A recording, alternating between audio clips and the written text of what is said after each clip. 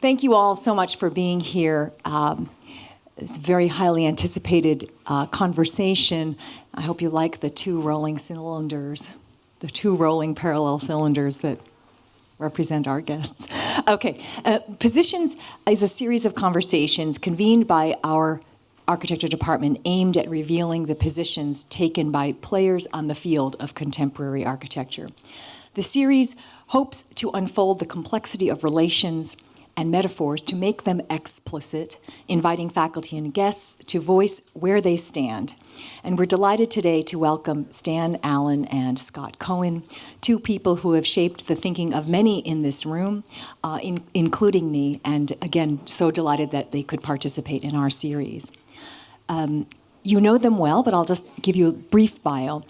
Abbreviated bio. Stan Allen is an architect who served as the George Dutton Class of 27 Professor of Architecture at Princeton University from 2002 to 2025. In 1991, he established an independent practice as an architect, and since that time has pursued parallel careers as an educator, writer, and architect. His practice, SAA Stan Allen Architect, has realized buildings and urban projects in the US, South America, and Asia. And in 2016, he was one of 12 architects chosen to represent the US in the American Pavilion of the 15th Venice Biennale.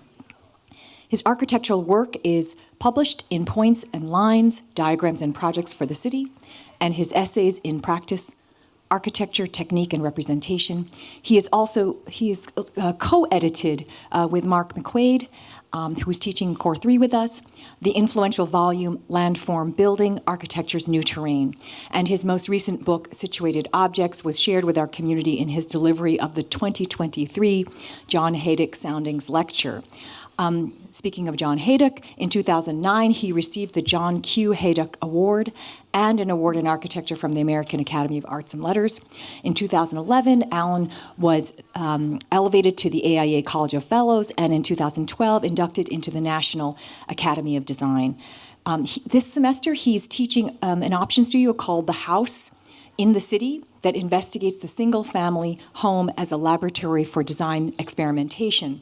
While I was in conversation with Stan to discuss his teaching with us, I told him that indeed, though he was dean at Princeton, he has always been spiritually with us. Scott Cohen is the Gerald McHugh Professor in Architecture and Director of the Master of Architecture II program here at Harvard GSD. He is also founder and principal of Preston Scott Cohen, here located in Cambridge, and he served as our beloved chair from 2008 to 2013. The architecture of Scott Cohen encompasses diverse scales and types of buildings. His work has been widely published and exhibited and is in the numerous collections, including at the Museum of Modern Art, the Cooper Hewitt National Design Museum, the San Francisco Museum of Modern Art, Museum of Contemporary Art in LA, and the FOG here at Harvard. Honors include Scott's induction as an academician at the National Academy of Art, the award in architecture from the American Academy of Arts and Letters, and 5 progressive PA awards. He is the author of Contested Symmetries and numerous theoretical and historical essays on architecture. His work has been the subject of numerous theoretical assessments by renowned critics and historians, including Nikolai, I always mispronounce his name, Rusev, Sylvia Lavin, Antoine Picon, Michael Hayes, Terry Riley, Robert Somel, and many others. Scott has held faculty positions at Princeton University, Rhode Island School of Design, and Ohio State University. And he was the Frank Gehry International Chair at the University of Toronto and the Perloff Professor at UCLA, but we are lucky to have him also with us. So please join me in welcoming both Stan and Scott.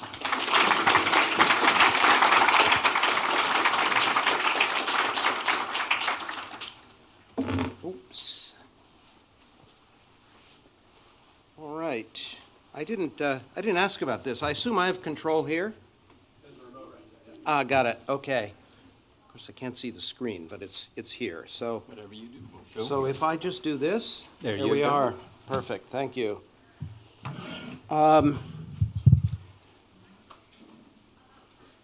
Okay. So it's a real pleasure to be here.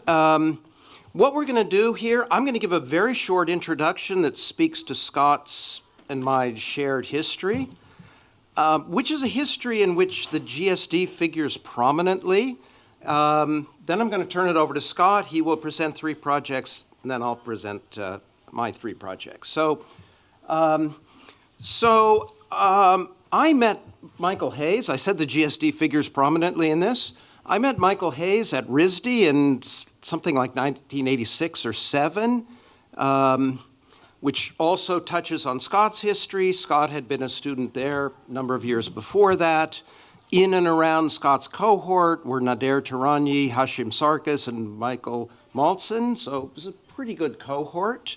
And then Michael Hayes and I actually got to know each other in Princeton. He was a young faculty member. I was an older graduate student.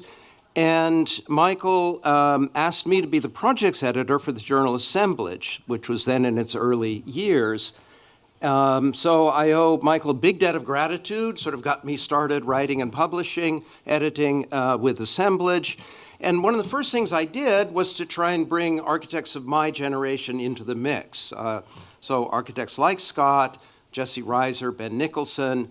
And this issue, which was number 13, was the first one where that sort of presence was felt. And so as you see, Scott was one of the first people I turned to when I wanted to bring some of what I thought were the most interesting and innovative practices of architects of my generation into the forum of the magazine. So a couple of years later, we appeared in this issue of the Harvard Design magazine. And my project in that particular publication touches on, I think, another shared interest between Scott and myself, which is questions of projection, very much through the vehicle of our contacts with and interest in the work of Robin Evans. So I taught at the GSD in 88, 89. Scott and I missed one another by 1 semester. I think Scott started teaching the fall of 1989. But Robin Evans was teaching here at that time. The projective cast had not yet come out, but he was working on the book at the time. And I was lucky, as I assume Scott was as well, to see some of the chapters of that book delivered as lectures, over here in the auditorium. In particular, the chapter on Ronchamp and the use of ruled surfaces and the influence of Zenaki. So this questions around projection, representation, are very much part of, I think, our kind of shared territory. Scott, I think, really picked this up and ran with it as a project. I think we can talk about this. I think over the course of the trajectory of our careers, I think Scott has probably been a little bit more consistent than I have been. I've jumped around a bit. But just to bring this to a close and to move a little bit closer to the present, we then had subsequent books in this series based on the Baumer professorships at Ohio State University. I did number 10, he did number 11 in this series, and then he wrote in my book and I wrote in his book. So this is a long, ongoing conversation, and I definitely look forward to picking it up this afternoon. Okay. Over to you. So we're going to give 2 short presentations of 3 projects. Correct. Grace framed this very interestingly, and she said she wanted something that spoke to where we came from, our mentors, you said. And then the work that followed from that, and then a project that followed from that represents a later development, and then a more current work that represents where we might be going now. And what struck me about all of this, well, I have to say, whatever I'm going to talk about is what's on my mind recently. But anyway, what's on my mind recently turns out to speak to where things came from, more than ever anything I've looked at, actually, as it turns out. It was this call to consider the problem of new brutalism. You all know Emmett Zeifman, who had been teaching here until just last year, is now at Stanford. And he asked me to look into this whole set of issues, and I had not really known how I would do it. But he and I had discussed the problems that it brings to bear, the two most important for him, which are the classics, that it was a movement which was asking people from Rayner Banham's point of view to consider the contemporary maturation of the modern, in the post-war period, to recognize that there had emerged a way of building.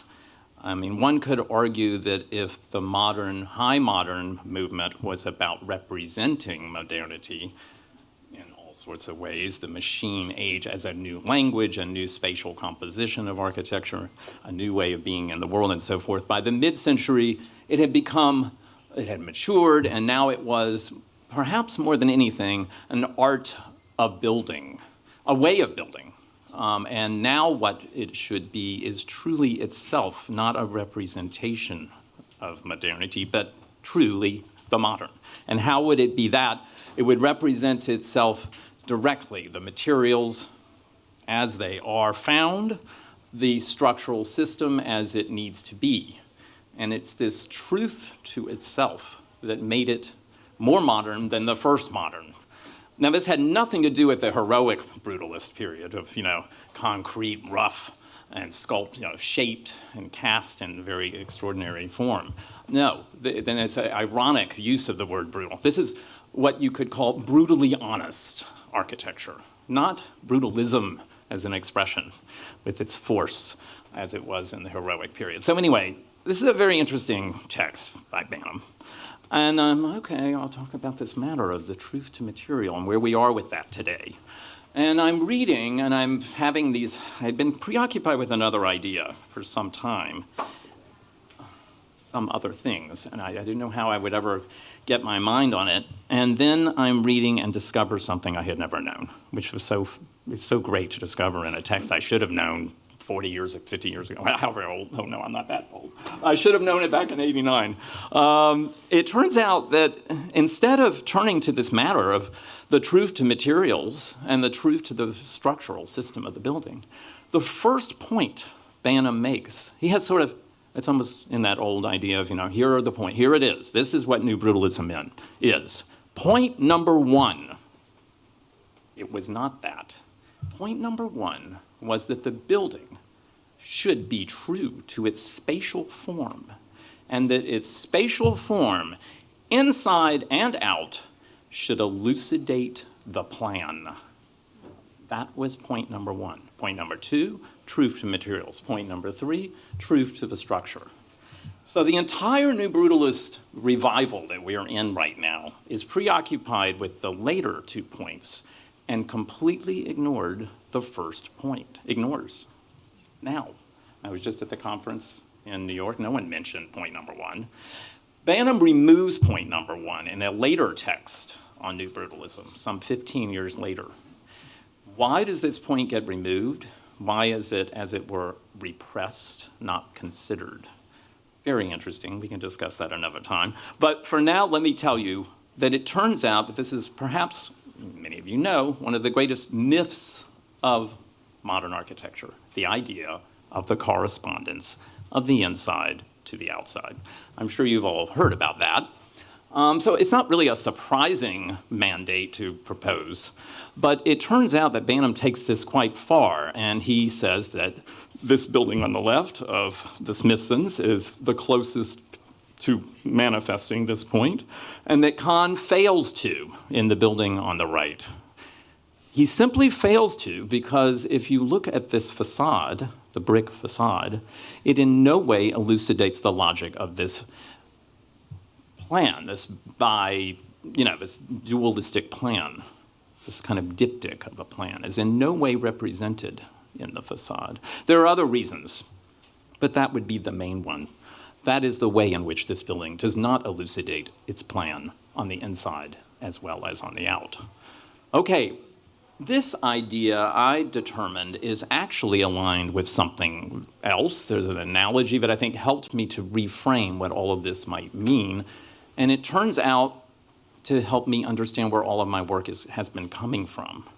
You know, in a curious way, as you continue to work on problems, when you work out problems in the projects, and when you're writing about them over time, and again you return to major questions that are of interest, you find out things you've been doing came from sources that you hadn't been necessarily conscious or aware of, or you reframe them according to another set of parameters. This is something I've been interested in a long time, but I hadn't known was related. This problem, which I call isomorphism, I mean, it's a well-known idea, but it's best manifest in this classical form, not in the modern. The dome. The dome is a single thing, the dome, but you know, it's really a duality, and this is why it's an isomorphic construct. An isomorph is something that it's a duality that maps itself onto the same form. There are non-identical entities. It can be more than two, but normally it is two entities that map themselves to construct a singularity of a certain kind. And you know, the inner dome represents the heavens. It's infinite, it's indeterminate in its spatial, you know, representation. The outside's an object. It's rougher, it's coarser. The two are very different things, the two domes. How to return now to the isomorphism that Banham is calling for? Well, if he's looking at the structural condition of architecture as a sort of progenitor of everything, it would be, well, it could be what's on the left prior to it ever having been clad. But, you know, that's not how it was able to be, and it was clad by means that had nothing to do with that, of course. Then we have another problem with the whole Banham thesis.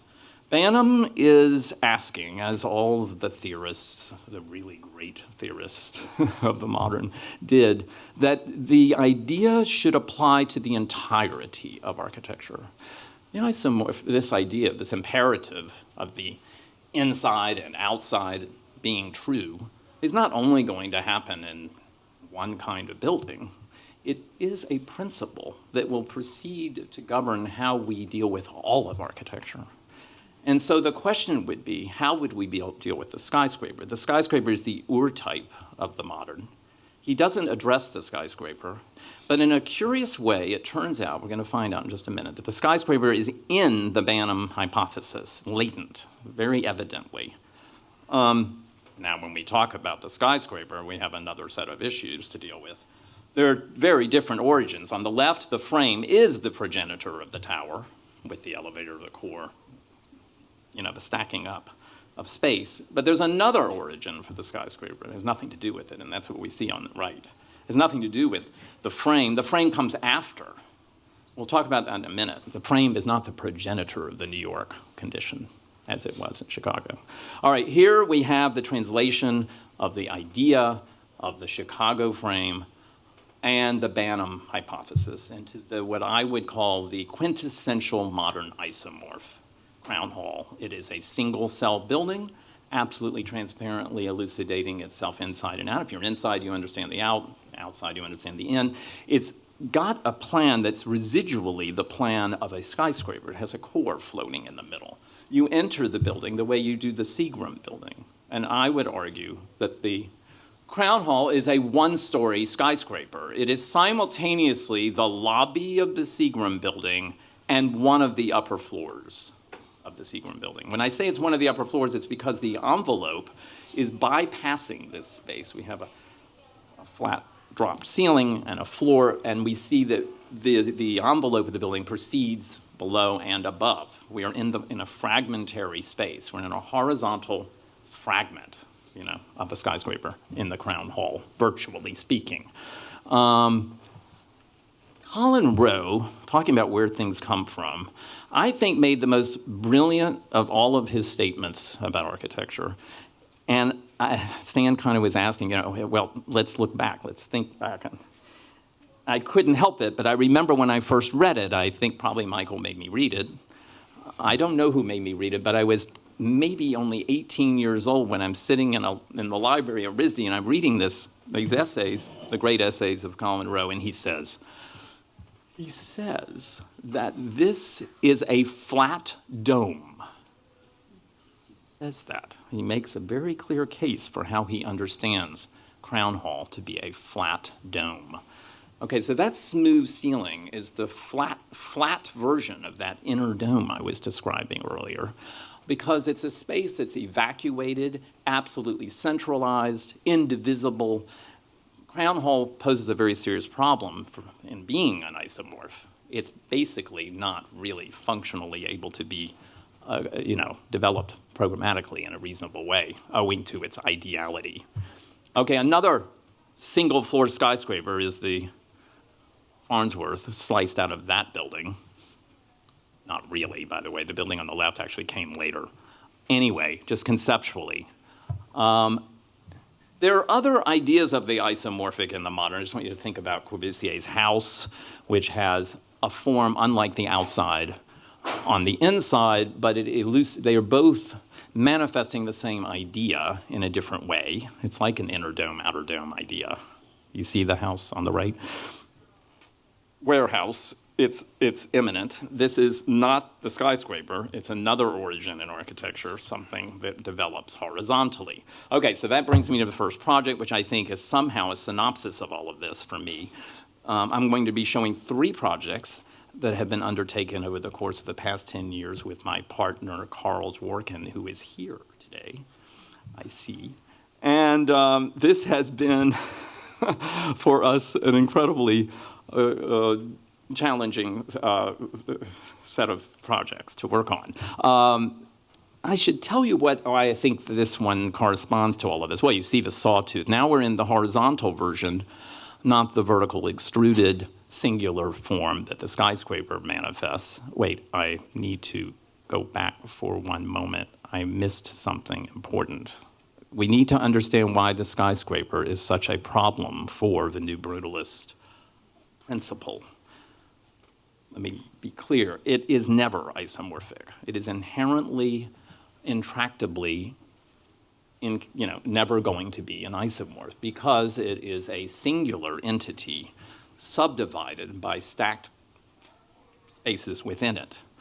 They are, as it were, stuffed into it.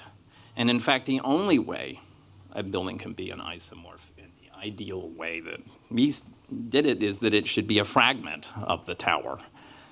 The totality of the tower cannot be. We can discuss whether Seagram gets close to overcoming the problem.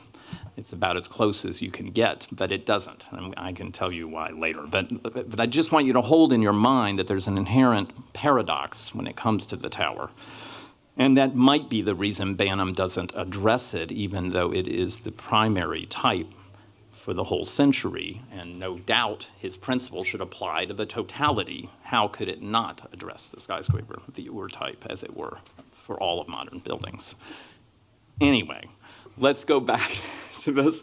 So now we have this question. I didn't talk so much about the horizontal development of space, which warehouses are doing, and they are much more commensurate with isomorphism. You could say this is a big shed inside which floors are stacked up.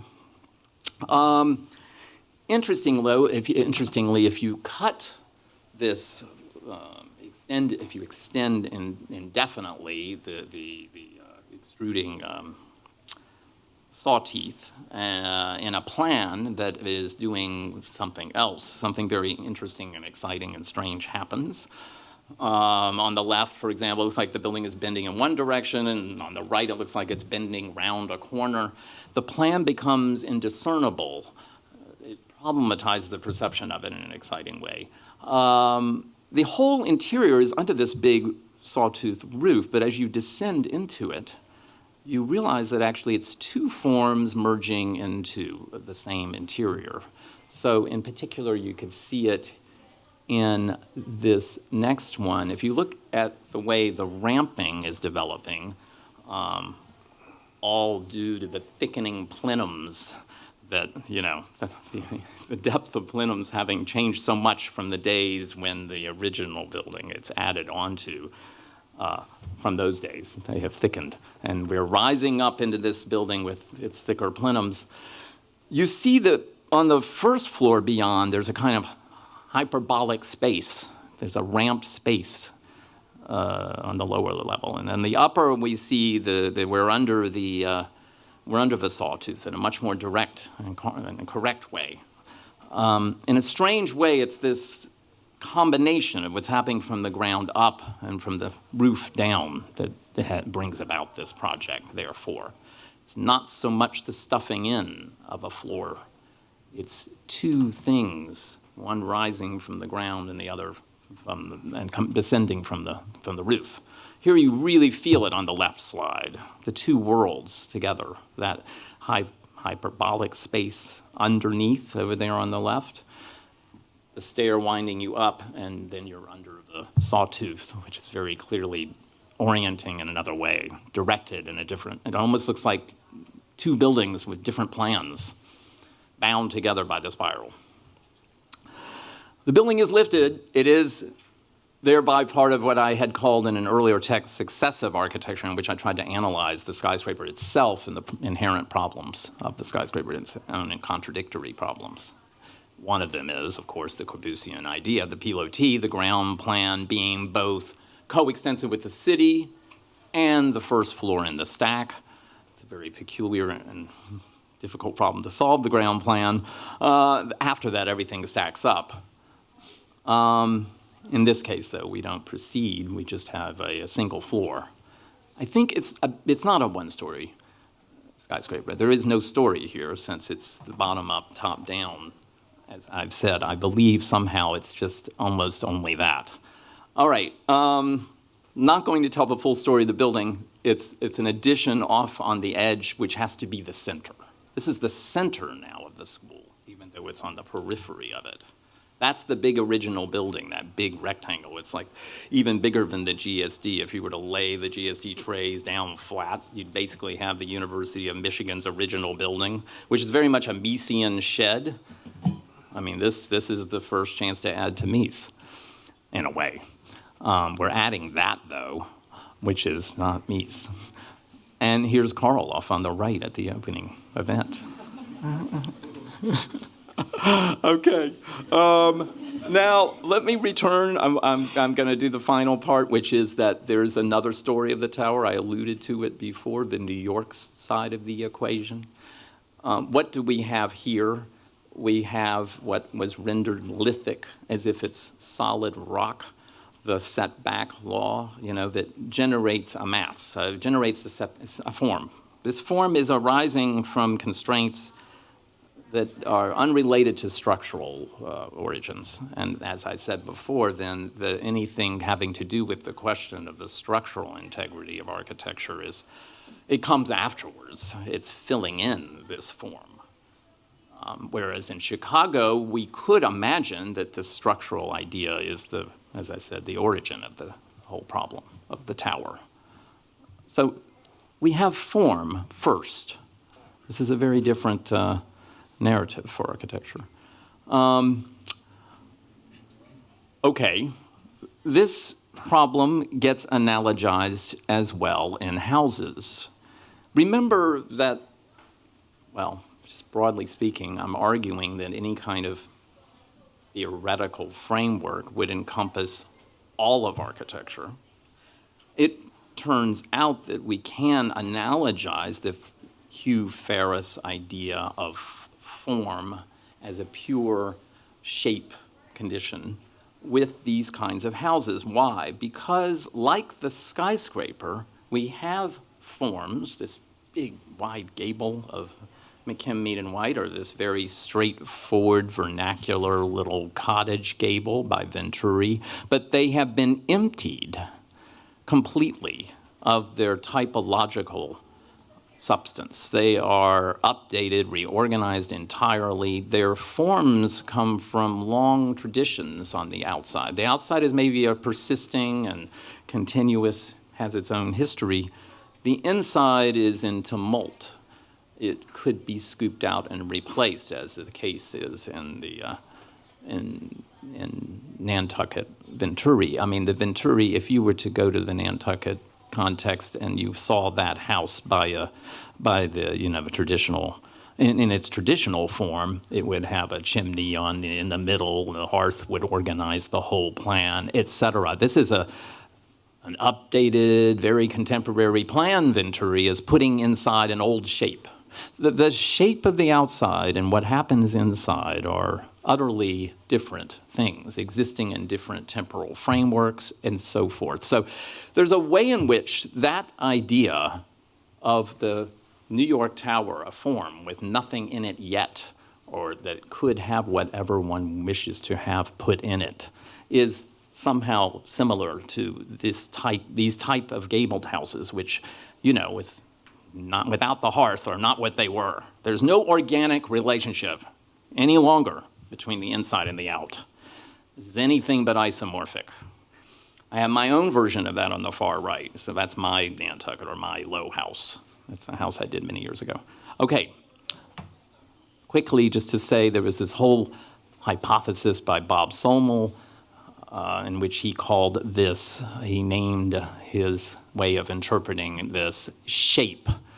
The idea that the form of the building is simply shape, and it's non-referential. It doesn't have the same symbolic programs, or doesn't inherit any longer after this has happened. It doesn't inherit any longer that organic connection of form and function, or the hierarchy of the classical, any such things. It is utterly arbitrary, and this is what is expressed by Koolhaas in many of his great projects.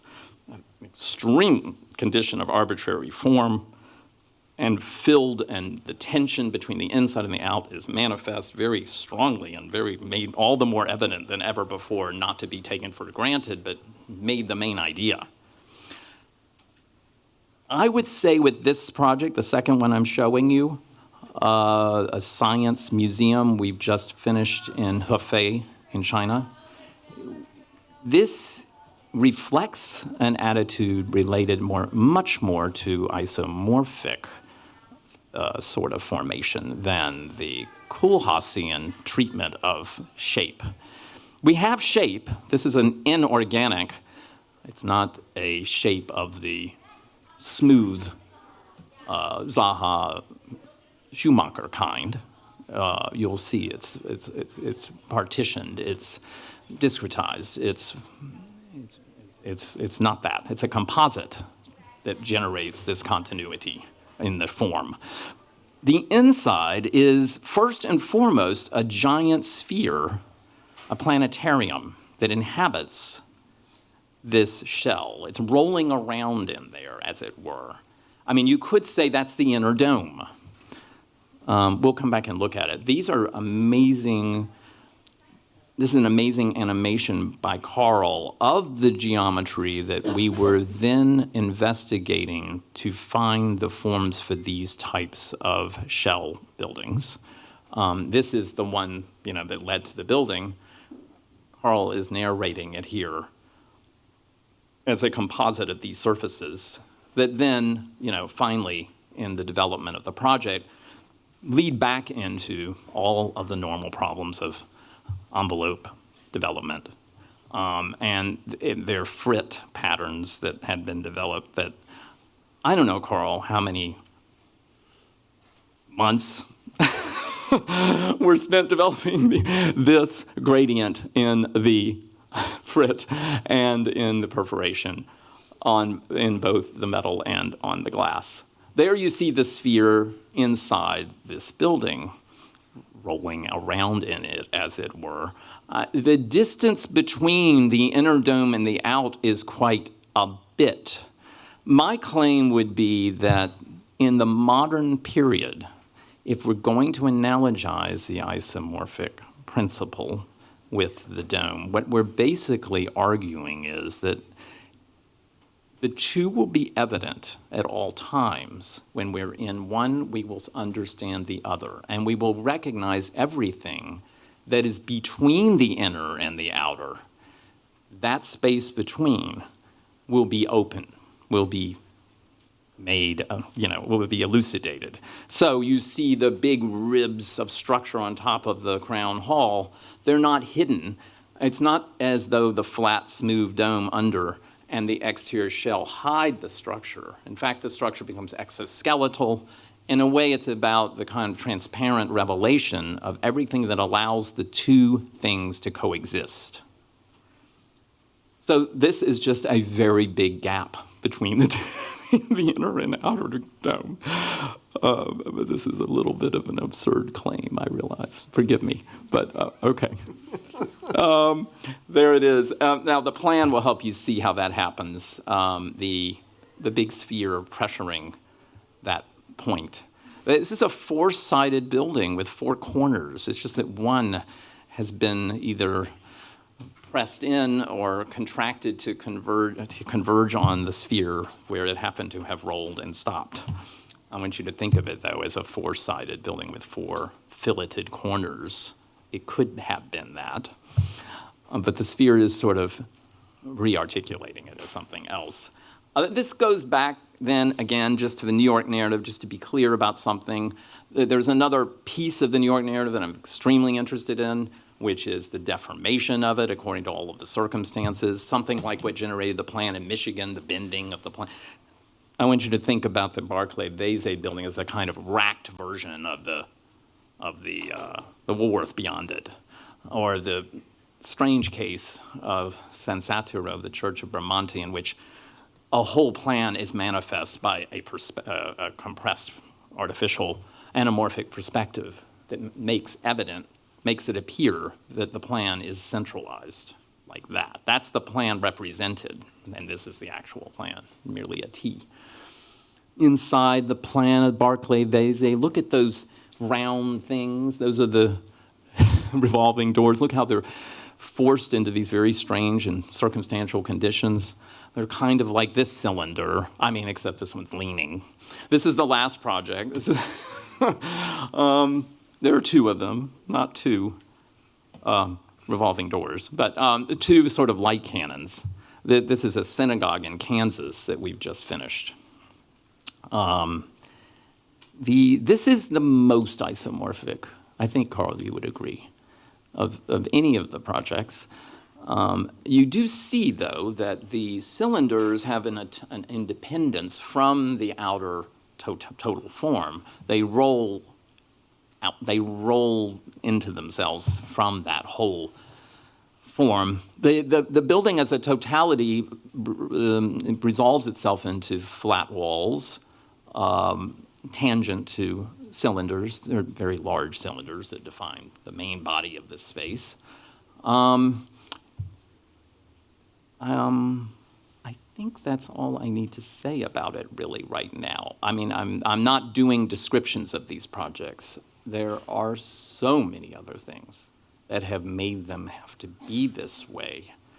I mean, and this is very important. I guess I would just, I know what I wanted to say as a conclusion. One of the most exciting and interesting parts of the essay by Banham is, of course, that while he's describing these absolute principles about the truth to structure, materials, and the elucidation of the plan, truthfully, he's also talking about the buildings of bringing about a new way of living.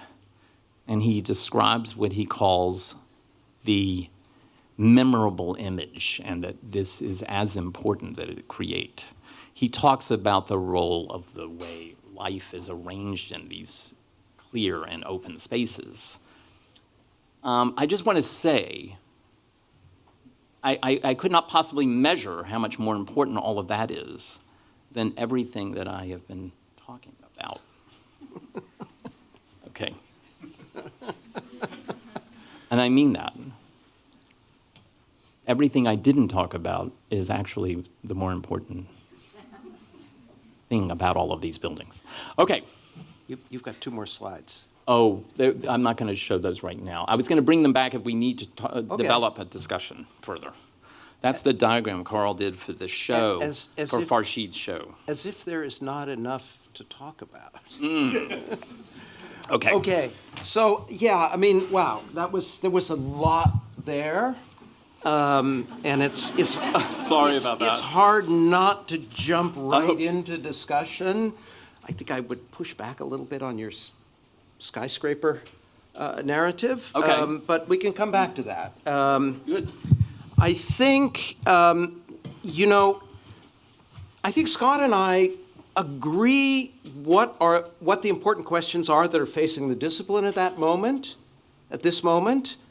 Then we probably disagree with a lot of the answers to those questions. So let's see if we can get into some of that. So I took Grace's prompt in a slightly different way, not so much where did the work come from, what are the origins of my position, but I'm going to tell a story about a moment in which my position in architecture underwent a pretty significant realignment. For a period of about 10 to 12 years, coming out of my early text on field conditions and a couple-year collaboration with James Corner, I practiced what would essentially be called landscape urbanism. I don't see Charles in the room, but I played a very small part in the origin of landscape urbanism, but basically between Jim Corner and Charles Waldheim, I think this was a very important moment in the field. So from more or less basically the first decade of the 21st century, I had an office in Princeton, and we were doing these large-scale projects somewhere between urbanism and landscape. So these are two of the projects. The one on the left is in Taichung. Almost all of this work was in Asia. One on the left was in Taichung, and then the one on the right was the Taipei waterfront. Mark McQuaid was involved, I think, in almost all three projects I'm going to show today, so he will remember this quite well. So this was probably the most developed and the most ambitious of those projects we did at that point. This was the new master plan for the Taichung Metropolitan Airport. The airport had been within the city limits.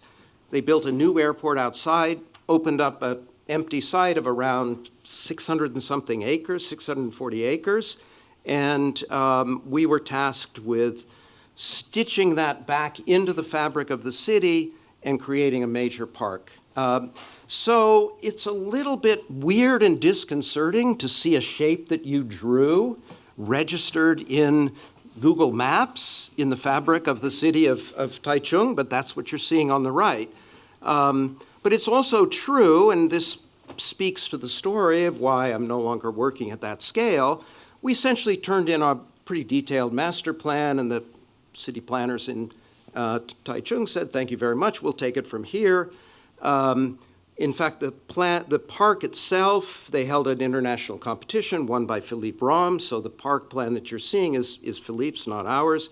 So this, I would say, was the beginning of my sort of rethinking whether landscape urbanism was going to be a primary focus in my practice life. However, what they did was to ask us, the last thing we did was to design a small temporary pavilion that could be inserted and it was an airport, right? There was plenty of space, and there was an empty airplane hangar. So to build a small temporary pavilion that would be kind of serve to bring people onto the site, understand what was going on there, even have a sort of elevated viewpoint to watch the progress of construction.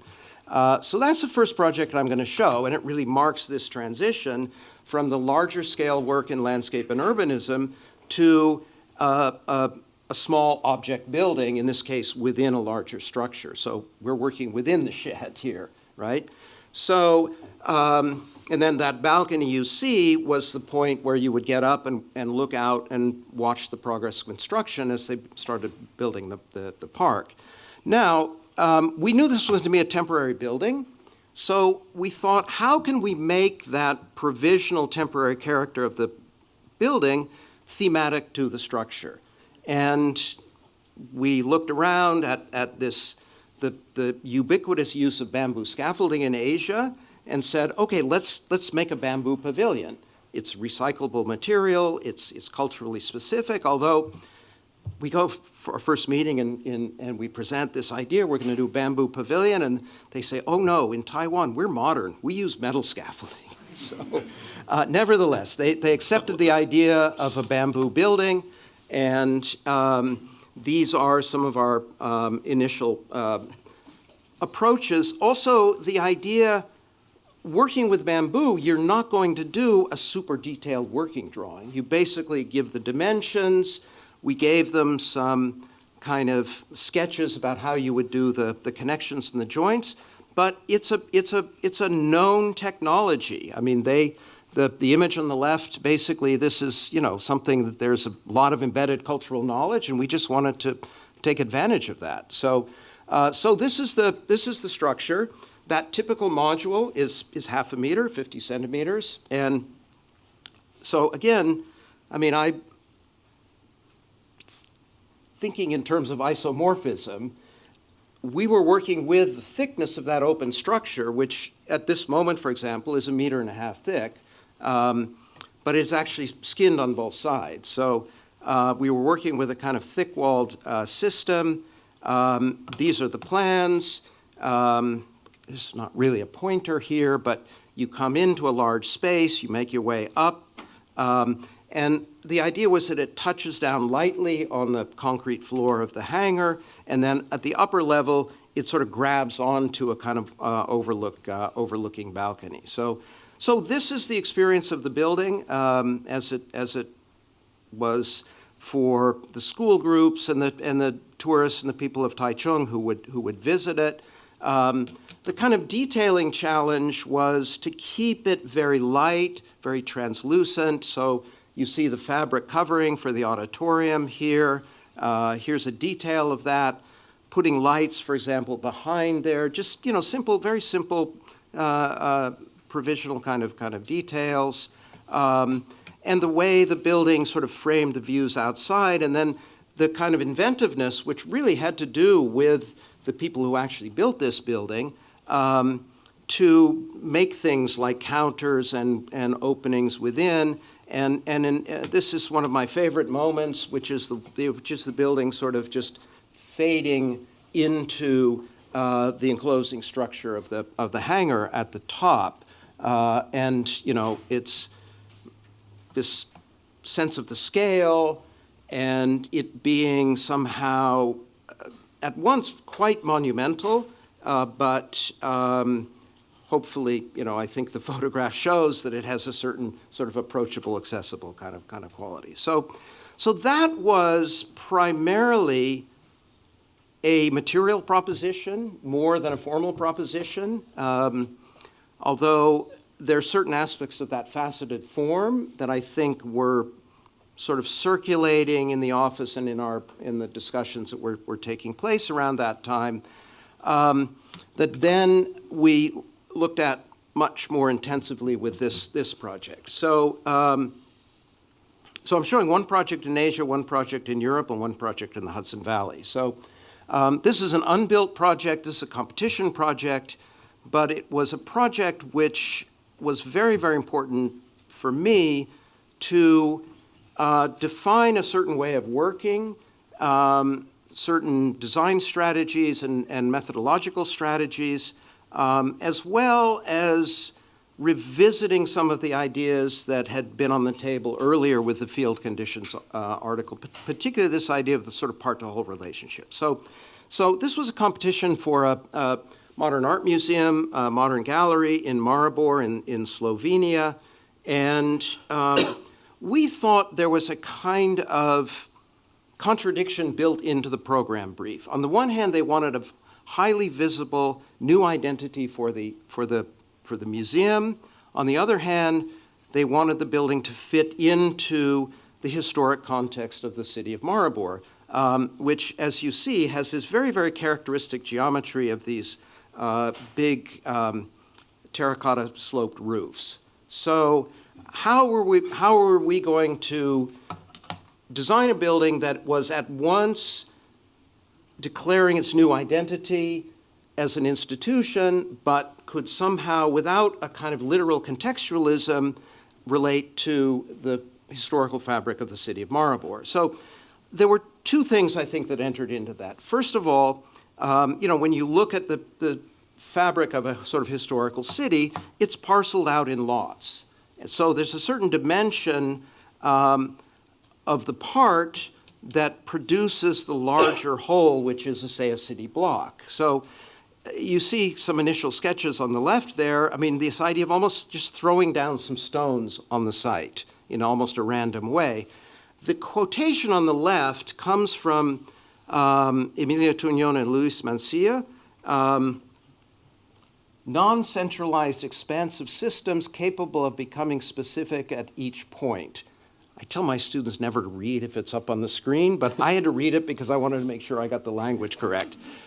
That's a pretty good description of my idea of the field conditions, right? So a grid is a non-centralized expansive system, but a grid is the same at every point, right? So how can you think non-centralized expansive systems that can define difference within the coherence of that system, right? So that was what was for us kind of the challenge of the project.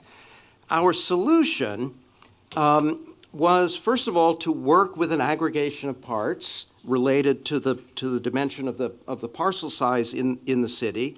And then the second part of that was to work with this figural roof form that would echo without literally reproducing the sloped form of the roofs in the city of Maribor.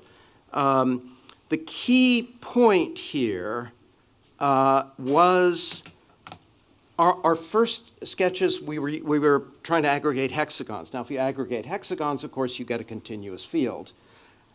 We hit on this idea of the five-sided plan, and as you see in the site plan there, you try and aggregate five-sided figures, it doesn't work. You're going to get gaps and inconsistencies, and we thought that's great. So those became courtyards, those became points of difference within the overall system. So it's basically a system. We happened to end up with 15 units. It could have been 14, it could have been 16. That it was in the nature of that system that it was a way of aggregating the parts to create this sort of larger whole. So there's a model photograph in the site. The initial plan wanted us to give us a kind of master plan for the entire block, which you're seeing. On the left is a kind of sequential view of the assembly of parts. At the ground floor, it is lifted up to create continuous connections to for the public space. You see that here. And then the main galleries at the first level, and then a kind of mezzanine floor above that to create double height spaces. So, and then here you see it as a collage in the city. So we didn't win the competition, but shortly after, one of my earlier clients came back to me with a project for an addition to a house that we'd done in the Hudson Valley, about that point 10 years earlier. And cynically, I could say, we said, okay, we're just going to build one of those units, right? I mean, I think you do see the relationship between that and that. However, the image on the right is the house I did in Sagaponack in 2007. So even at the time I was working on this larger scale landscape urbanism, there was this interest in smaller scale, in some relationship even to with kind of vernacular roof forms that had been a kind of consistent point in my work. So this is the diagram of the house. We did the house on the left in right around 2000. Actually, the first house, not the first house I designed, first house that I did that was built. Very simple, kind of slightly deformed isomorphic box. And then, this is a rare opportunity for an architect to come back and fix everything you screwed up first time around. We had a more generous budget. And in particular, so two things. We wanted to make a vertical counterpoint to the horizontal body of the first house. create a link between them, which would be the entry that would link house with studio. The figural volume is the client is an artist, figural volume is an art studio. And then it was also an opportunity to really stitch the house into the site and work closely with the landscape architects to create this kind of intermediate space between the house and the natural landscape. So that's the house shortly after it was built, where you see the figural form of the studio against the horizontal body of the house, and this wooded lot in the Hudson Valley. This is the plan. The first house on the left, which again is just a slightly deformed box with a core in the center, and then a kind of link, which also had to deal with a change in level, and the five-sided figure for the artist's studio, which in this case, I mean, it's not simply a kind of formal preoccupation on my part. This artist works with projection, and the angles that were created with the five-sided figure allowed for one primary wall and a distance back for projection. So here you can see that five-sided figure in the form of the foundation. Another photograph shortly after it was constructed. And the kind of detailing strategies that the wall and the roof are the same. In my mind, it's this idea of being able to bring the expressive character of the roof into the composition as a primary element that is, I think, a lot behind my interest in the figural form of the roof, the pitched roof. So, much later image that shows the way the landscape has grown up and around, and then the geometry of that particular form. And I know Scott's interested in methodology, so just a few images about the way that we've been working from this project sort of up to the present, beginning with very simple volumetric sketches in Rhino. Those tend to get unfolded to create small study models. And the scale that I've been working at, artist studios and houses, has tended to lend itself to a kind of single volume. And if they are larger and more complex, to the aggregation of those forms. And it's almost, if we can't do this with the form, we know it's not within our sort of language of form making, right?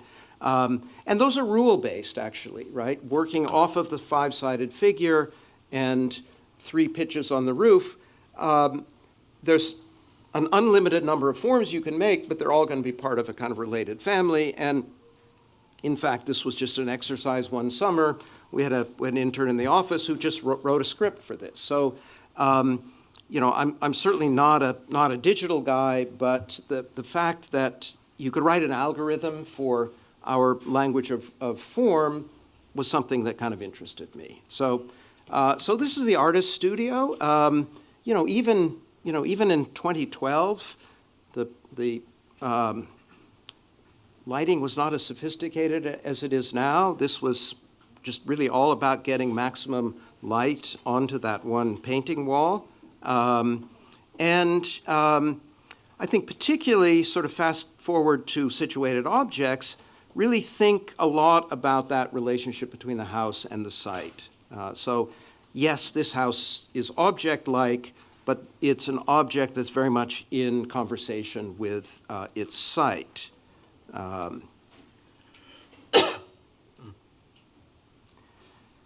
And which is essentially to come to the end of this, which is to say that that house in 2012, completed around 2012, really laid the groundwork for what then, was my moving my studio up to the Hudson Valley, focusing on this smaller scale work, developing out of that formal language and that diagrammatic design methodology, the projects that eventually ended up in situated objects. So that's where we are.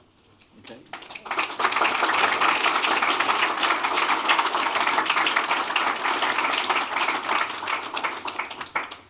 Okay, so we have we have about 30 minutes, and I have some questions, but because you two have both just presented actually some very interesting, I'm sure you actually have questions of each other that you would like to answer. Shall we start there, or do you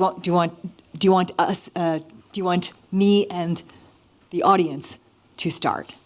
How do you feel? Because there's a head. Well, I'd like to hear him push back. I've got to hear that, but then I do want to hear from the audience. Okay. So we'll So- try to restrain. Well, first of all, do this limitedly. I sort of skimmed your article about the isomorphism problem, and I first of all, I kind of really appreciate your pointing that out as one of the primary points in the Banham article that often gets overlooked. And I'm turning her over in my head, that idea as a kind of working concept, and I think we ought to come back to that. But no, the skyscraper is simply more maybe a question of terminology and sharpening the difference between New York and Chicago. I don't think the Seagram building is a skyscraper.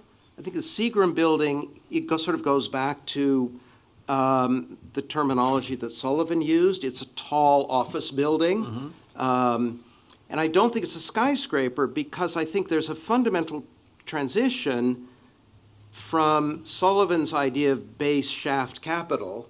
And all of Sullivan's buildings have very strong cornices that sort of interrupt the upward flow. And it was the New York architects who developed this idea of the crown dissolving, out of Ferris, dissolving into the sky.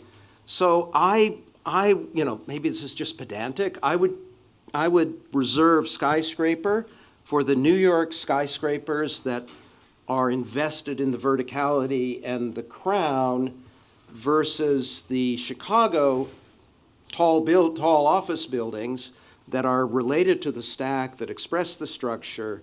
And I think the Seagram building, for example, falls more into that lineage than it does into the New York skyscraper. That's fine. You can call it either one. It doesn't change the fundamental issue for me, which is that we're dealing with the stacking of space. And yes, all of these architects, as in the, I do talk about this in succession, in successive architecture, are struggling with the top and the bottom, first of all. That's always in dispute, whether it's, finally canceled by, Saarinen and later Harry Cobb in Boston, to make it all irreducible to a single extrusion, or earlier, the classicizing of it by Sullivan, or the manifestation of it all in a form which is actually rescaled, as in the column, the Doric column as a skyscraper by Loos. I mean, there's so many versions of the problem. I don't mind calling it tall office building or tall building or skyscraper. The issue for me is just that it's a pile of space inside of a single entity, and the singularity of it, whether you re-articulate it as a base, middle, top, or whether it's one rock. I'm not convinced. And so I think the Ferris, because the Ferris, the Ferris doesn't speak to stacking at all. No, it's a monolith. Yes. And I think the mineral character of the skyscrapers, even the Empire State and even with the aluminum crown, the Chrysler. Whereas I think the Sullivan-Meese trajectory, I think it does emphasize the frame and the tectonics and that condition of stacking. So Some of them cancel it. Yeah, absolutely. and I think that's an important. The other pushback. I think the skyscraper is an outlier in modernism, not the deepest expression of modernism. Because I think skyscrapers tend to be symmetrical. They tend to be vertical and hierarchical. What about the tall building then? Drop the word skyscraper if you like that word better. Well, is it important in modern all of architecture? Yes. For all of architecture? And exactly. Okay, and I tend to, sure. I mean, they're interchangeable for me. The Farnsworth and Lakeshore Drive. You stack up Farnsworth, you get Lakeshore Drive. Definitely. But no, I mean, I think if it's complicated, right? But no, I think the most innovative, And also, I think it's worthwhile pushing back on the row narrative as well. But I think the interlocking, overlapping, flowing space of the free plan, and the horizontal extension of space, and the experience of the filmic experience of space through the Promenade Architecturale, those to me are the primary claims of early modernism, and I don't think they have anything to do with the skyscraper that tends towards singularity. Okay. I'm looking at Michael here. Well, for me, it's singularity and multiplicity. It's always a dialectic between the two. Yeah. The skyscraper, because the multiplicity is the Yeah, pile. no, The pile-up that's always in it, I whether it's a agree. tall I building, agree. called a tall building, or called a skyscraper. Yeah. It's a pile-up inside of a singularity, and of a singularity, Yeah. whether it's articulated Yeah. one way or another. Yeah. No, and that's interesting, and I think that, and I can Which- see that which connection brings me- in your Michigan project. Which brings me to the museum that I wrote about, actually, the museum yeah, that sure. you talk about. The museum of crystal and, five-sided figures that you have. It seems to me that you're absorbing the idea of urban aggregation into a single building. Right. And my argument would be that the field, if I could call it that, the field is the array of the buildings in whatever density. So the Right. field in New York and Chicago is a field of tall buildings or skyscrapers. And the field when we're in a field of houses or a field of a mixture of towers and houses.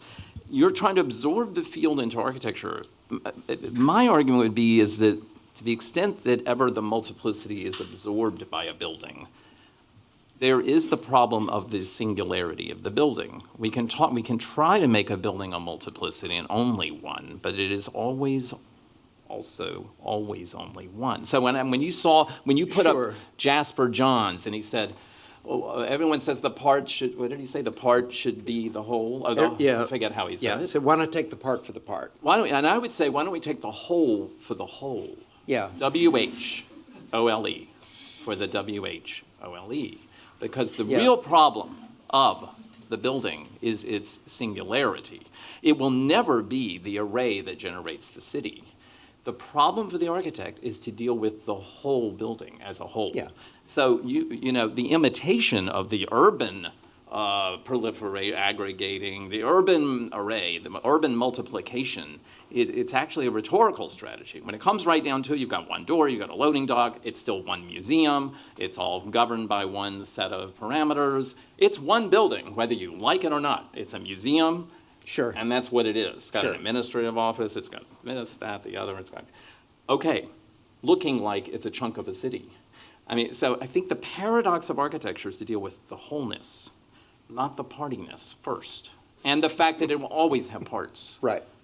And now the isomorphic problem pressurizes, it puts all the pressure on trying to make it whole, one whole thing. Right. And it tries to get rid of the parts. That's the whole idea of isomorphism. Yeah. It's the opposite of what you're doing.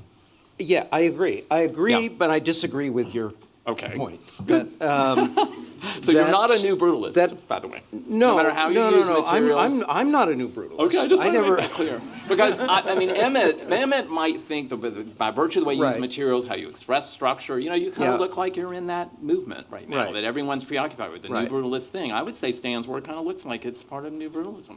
Honestly, just looking at it, the Emmett version of new brutalism. From a material New- point of new view. brutalism. But that's the material narrative. It's not the spatial narrative. Okay, right? but there is no spatial narrative. That's the point. That's the Yeah. problem with the Yeah. newest The new- brutalism. He's calling right. it the newer brutalism. It has no spatial narrative. Right.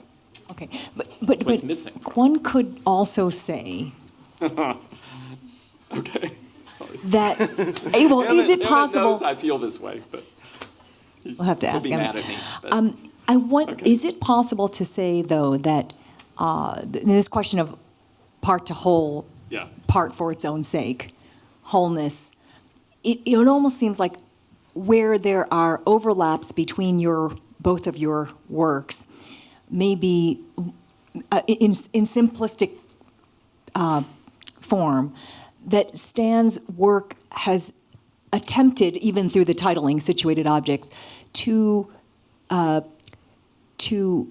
have the architecture always be in relation to something else, let's just say as a still life, Right. whereas Scott's architecture is comfortable to be by itself as a whole object, and in that way is a self-portrait.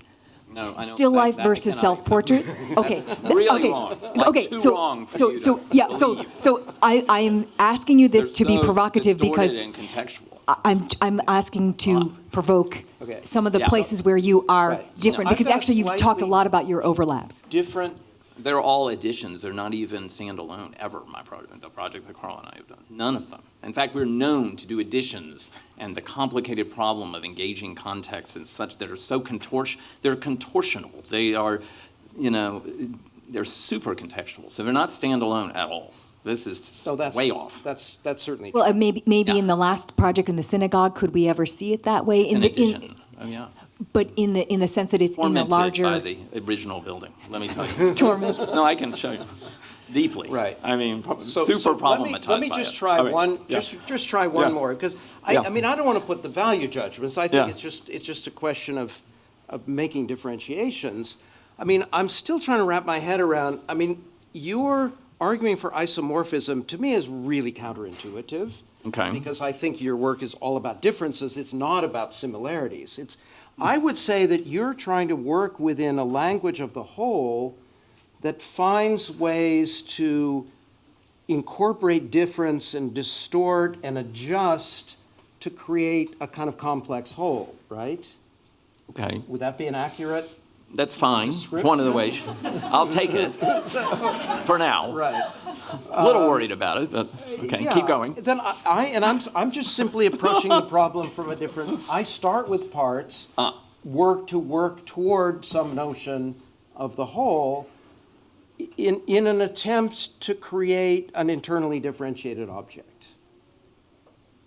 I feel like That's though, more but relational. I don't think the it's more about field is an it's object. relational and it's about intervals. But I think what you're right about, if I may say, Grace, really what I think you were getting at with Stan is that he's trying to create a set of relationships. I mean, use the word field. I've never been interested in the field. The field is, I'm interested in it as the context that problematizes architecture, the field, the city. I'm not interested in building a field as a work of architecture or trying to make my own version of it as a work of architecture. I am motivated to find a certain kind of coherence. That is absolutely always the compulsion that drives the project. I'm moving toward coherence, Right. not toward partiness. But it's not a reductive coherence. Yeah. No, it's not. That's why I'm And saying it's not standalone coherence. No, no, no, no. I It's very related. understand.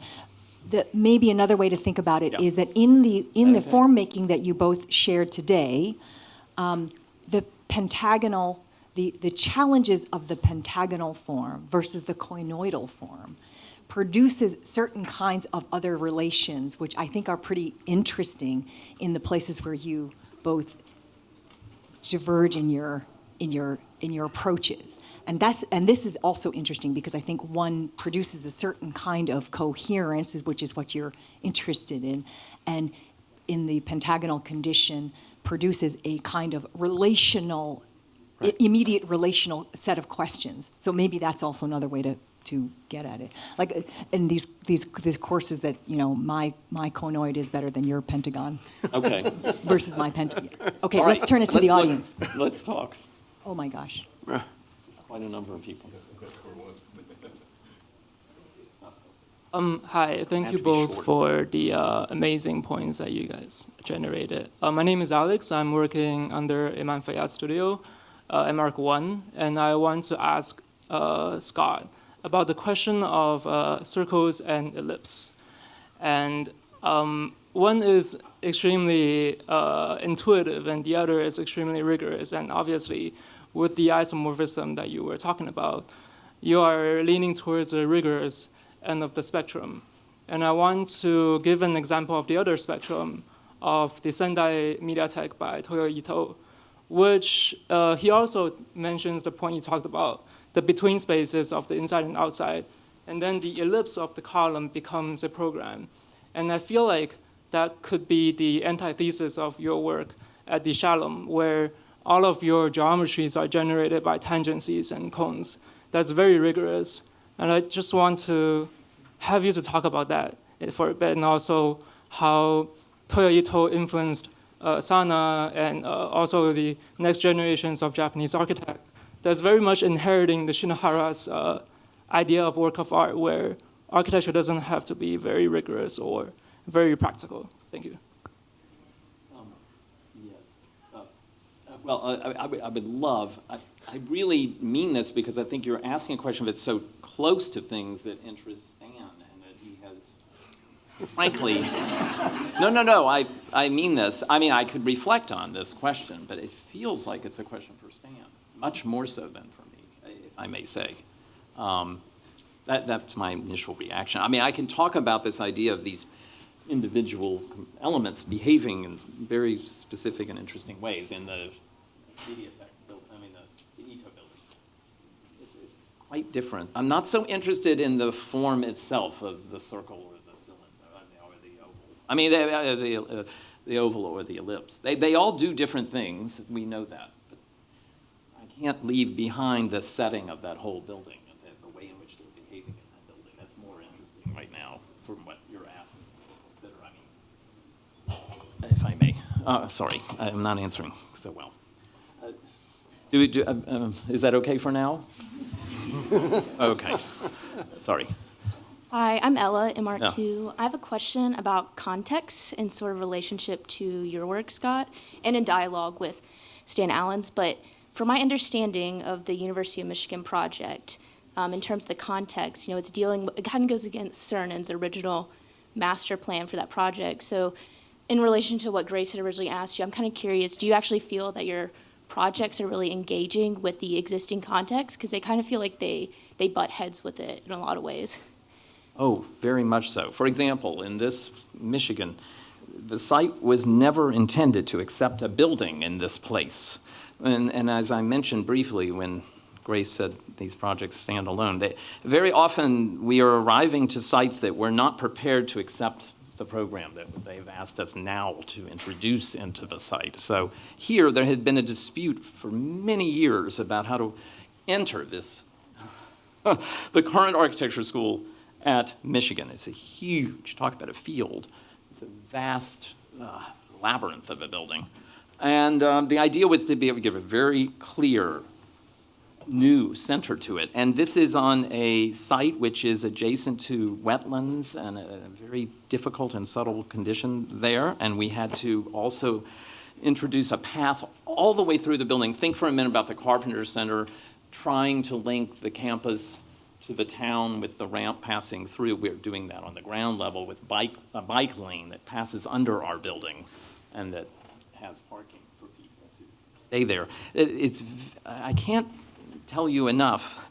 I could do a whole lecture on just the ways in which it is engaged with a whole set of contextual conditions. It's very strange that anyone should have the impression that these buildings are not deeply contextually determined. In fact, I've been criticized from the other side by some people of being too deferential to the context and that the buildings don't assert enough autonomy. Robert Levitt criticizes me for being too contextual.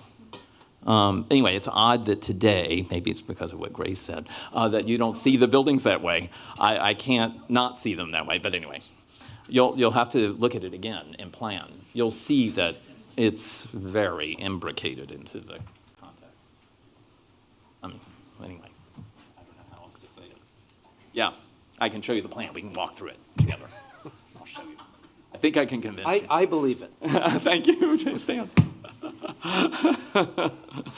All right. Hi, I'm Jonas. I'm in the MArch1 program. Yeah. First year as well.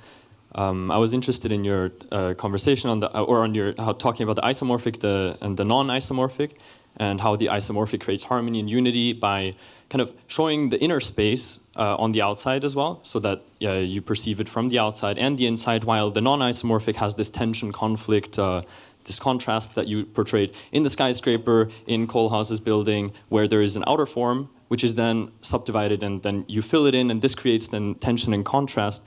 Yes. This argument depends very much on the question of like the skin versus the interior space, or the space and then the skin. And I was wondering whether you see other methodologies or ways of projecting or making projects that do not depend on this conflict from of the outer form versus the division inside that are still non-isomorphic? Oh, it's such a great question. And I believe recently it came into my mind that I was so leaving out so many, or some very particular ones that I know I'm going to have to work on. Oh my God, you've caught me in a moment. I mean, obviously, you can just begin with elements, and I mean, we could just have some walls, and we could just have those partitioning a space before we get around to the question of enclosing anything. And, you know, that is another story.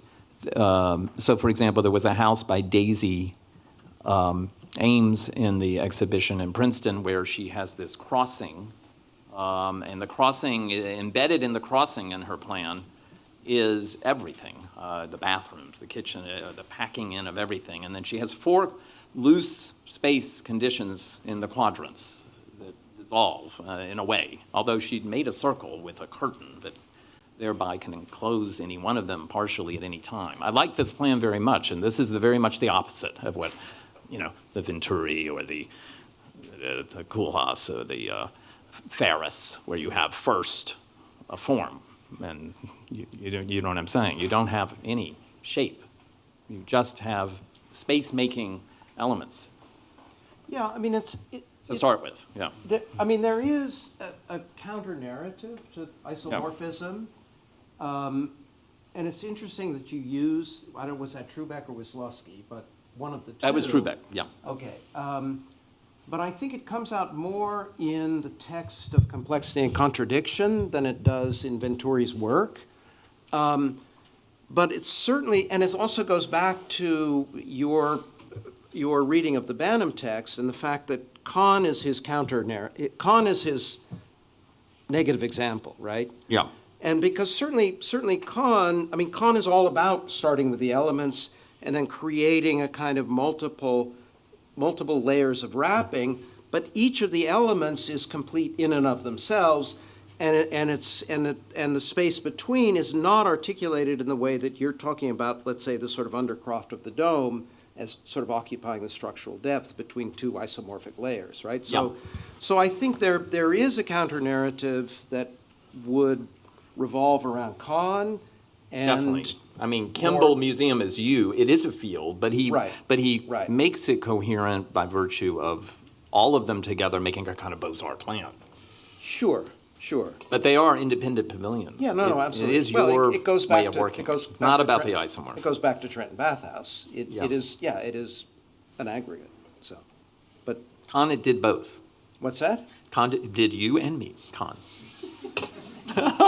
Sorry, I think so. I mean, I think he has isomorphic project and field projects. Kahn does. Kahn, yes, Kahn, exactly. Kahn has both. Is that helpful? I don't know. I love the question. Thank you. My question is directed to Stan, and I think particularly thinking about the Sagaponic House and the sort of projects that succeed those, and I guess in the more recent part of your career, it seems to me like that project in particular plucks one of the parts from the Maribor project, and then effectively moving it away from a parts to whole operation toward one of composition, or more composition around that part.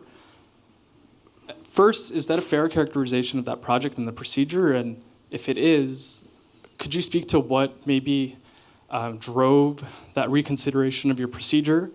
Sure. And that the movement away from an anti-compositional sort of architecture. Sure. So, I mean, again, this was another point where I was sort of waiting to jump in Scott's narrative when it's very provocative to put Ferris next to McKim Eden White's Low House. Uh-huh. I never made that, would never have made that connection in a million years. Not sure if it works, but it's provocative and interesting, right? My interest in, so first of all, purely in terms of chronology, Sagaponic House came first. Sagaponic House was actually designed in the very early 2000s, only built in 2007. And then the Maribor project, specifically, we sort of took one unit and built it for, that was the MM House. So in terms of chronology, no, but in terms of your basic point, yes. And so there was when we were approached for the Sagaponack House, there was a line in the brief that was given to all the architects, which was basically coded language for no flat roofs. It said, we would like you to make some, I can't remember exactly the language, a long time ago, but establish some relationship with the local vernacular context, right? And this was also something that I had a deep, long-standing interest in. And I think what it's been driving the work from that period forward is the idea that simply if as an architect you don't think about the figural form of the roof as part of your catalog of expressive language, it's just a huge missed opportunity, right? That, even in the pitched roof skylights at Michigan, or the silhouette of the synagogue, that's something about the figure of the building against the landscape that's just enormously important. It does go back also, I mean, again, I know we sort of trying to wrap up. In the early part of my career when I made tentative efforts to try and work with the field conditions idea in specific buildings, I came up against the impasse of the matte building. The matte building is a plan-based construct. Matte buildings don't have elevations. And this was also, when I sort of started thinking about the work of John Haydick again, John Haydick's late work was all about the figure of the building on the landscape and the power of the vertical facade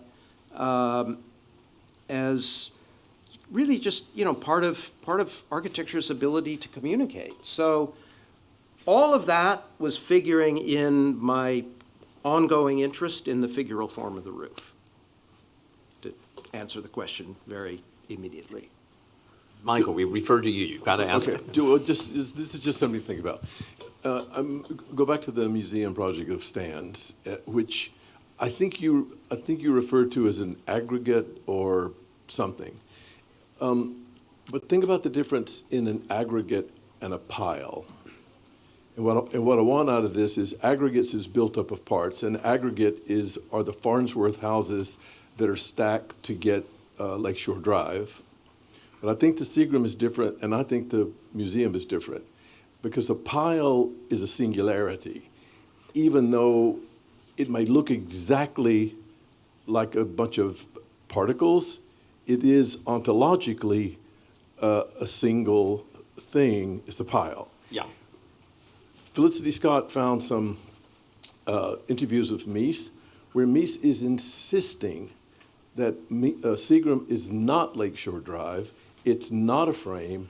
He said it is a mass. Good. Now, the way you get from Lakeshore Drive to Seagram are the mullions. Mm-hmm. But if you don't read them as mullions, which every historian and every architect do, instead of saying parts to whole, think of parts to whole, H-O-L-E. Part to whole. If the mullions are negatives, that's the only way it can be a mass. If it stands museum, the negative in-betweens, if they are wholes, in other words, if they are then it can be a pile and it can be singular. And I think that is an ontological difference. I see. One big rock, even that though is, and I think it's new. I think you are right, and it's interesting that you both. Stan has the grid, the non-centralized system that achieves specificity at every point. Yeah. This is key. This is what's new, it seems to me, but it requires seeing it virtually, because the difference between an aggregate and a pile, or a mass and a stack, the difference is you have to have a notion of virtual, which Sullivan didn't have, and even Mies didn't have. They Yeah. didn't have, and that's what we have. And I think if one could unwind that, it would actually, and I can't think of, Scott, an example that fits as well of yours, but I actually am trying to say the difference is profound. It's a profound, because it has a notion of virtual and trace, and it doesn't sit still. The buildings don't sit still. Even in the five-sided plans, they're actually, this is not the best example, but it'll do. That's not two buildings. It's a single building, but the only way you can get it to be single is if you negate any seam.